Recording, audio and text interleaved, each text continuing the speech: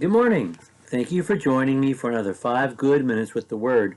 I'm Barry Bryson, and today we're opening our Bibles to 1 Peter chapter 3, and we're going to begin with verse 8. Let's not forget that 1 Peter is written by Peter in Rome to Christians living basically all over Turkey, what is present-day Turkey, at a time when the Roman government, the Roman Empire, has recognized Christians as enemies of the state.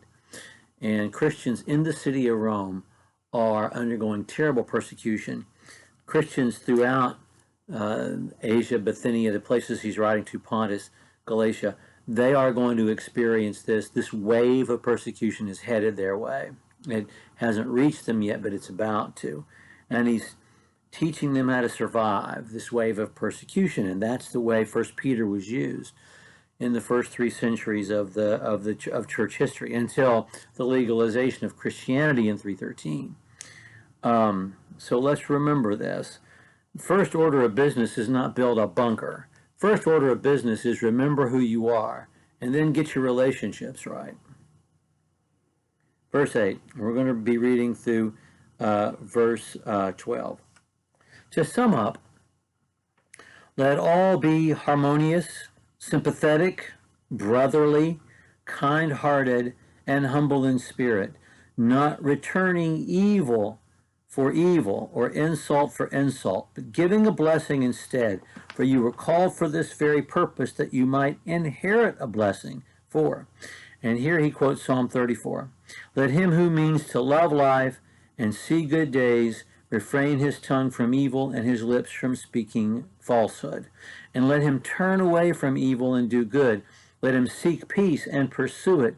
For the eyes of the Lord are upon the righteous, and his ears attend to their prayer. But the face of the Lord is against those who do evil. We've talked about the fact that Peter uses a lot of Old Testament quotes and references to these people who are predominantly Gentile. And the thing is, they are always exactly the right. I mean, when we look back, and you need to do this as you study Peter, to look at your side reference column, your center reference column, and look back at those Old Testament references and read them, because they are pitch perfect. They apply directly to what he's trying to say. We saw that yesterday as he used Sarah as an example for wifely submission. And Sarah being the perfect person to talk about. Sarah, who is so assertive, who is such a powerful individual, and yet, when faith mattered, she followed the lead of her husband when he was providing spiritual leadership. We talked about that last time. If you didn't watch that, you can go back and watch that. But today he's quoting Psalm 34. When was Psalm 34 written? It was written by David when David was a young man.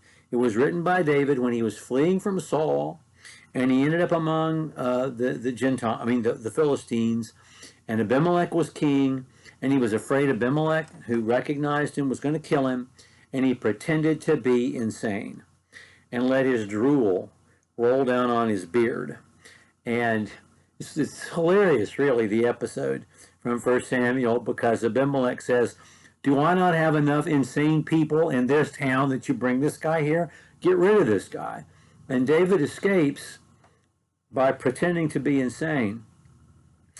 In other words, David wrote this song when he had recently survived a threat to his life from someone who was hostile to God's people, which means what he writes in this psalm, even though he's a young man, it immediately applies to our situation. And what David said was, listen, this is what I've learned from this experience. If I want to stay alive, and if I want to live a life of quality before God, then I need to turn away from evil. I need to tell the truth. I need to seek peace and pursue it. And that word pursue is important because it is the same word that is used to persecute. It's dioko. That word dioko, which is used both ways in Peter, means to persecute and to pursue, because it means primarily to hunt down. the way the Romans were hunting down Christians and burning them alive and beheading them and crucifying them. That's what the Romans were doing to Christians. They were hunting them down like prey. And so that's what that word means. He's using that same word, as does Paul, as does the Hebrew writer, to tell us what to do about peace. Hunt it down. Hunt it down relentlessly. And what are we hunting down? Our enemies? To get revenge? No. Peace. Peace. Seek peace and pursue it. Hunt it down. Make it the most important thing you're trying to achieve. Peace. And that's why he says the sum of everything that I want. This is what the summation of your relationships with everyone. I'll put it in 2 verses. Let everything be harmonious, sympathetic, brotherly, kind-hearted, humble in spirit, not returning evil for evil or insult for insult, but giving a blessing instead. For you were called for this very purpose, that you might inherit a blessing.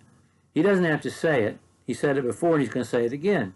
What he's saying here is be like Jesus. Be just as retaliatory as Jesus.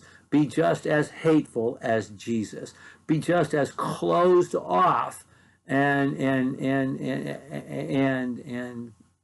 have the same bunker mentality that Jesus had, which was not at all. Jesus was loving and kind and humble and spoke the truth even when it was hard. And when he was when he was struck on the cheek, he did not hit back. Jesus told us, stand your ground, but don't back down in the Sermon on the Mount. If someone strikes you on your right cheek, turn to him the other one also. Well, how do we do this when we're being interrogated by the state? Well, he's going to tell us that next time. Thank you for joining me for another 5 good minutes. We'll pick up with chapter 3, verse 13 next time.